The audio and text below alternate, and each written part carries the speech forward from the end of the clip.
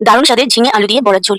তবে চলো বন্ধুরা দেখে নিই কিভাবে বানালাম। তো এর জন্য প্রথমে ঝিঙে নিয়েছি। ঝিঙেটা দেখো এরকম ভাবে কেটে নিয়েছি একটু স্লাইড মতন করে। আর এরকম সাইজ করে কিন্তু আলুগুলো আমি কেটে নিয়েছি এরকম পাতলা পাতলা করে। এদিকে আমি মটরের ডাল ভিজিয়েছিলাম।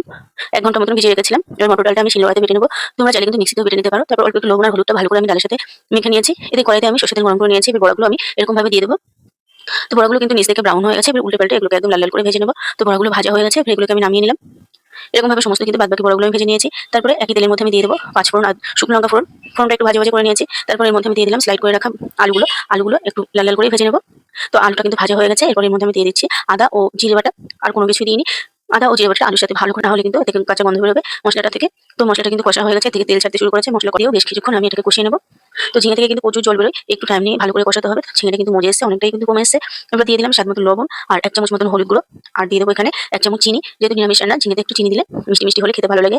তো এবার দিয়ে দিলাম ১০ মিনিট মতন ফুটিয়ে নিয়েছি। তো ঝোলটা কিন্তু একদমই রেডি হয়ে গেছে। আলু ঝিঙে একদমই গলে এসেছে। এরপর দিয়ে দিলাম ভেজে রাখা বড়াগুলো। বড়াটা দিয়েও বেশ ২ মিনিট মতন ফুটিয়ে নিয়েছি। তারপরে এটাকে নামিয়ে নিলেই কিন্তু রেডি।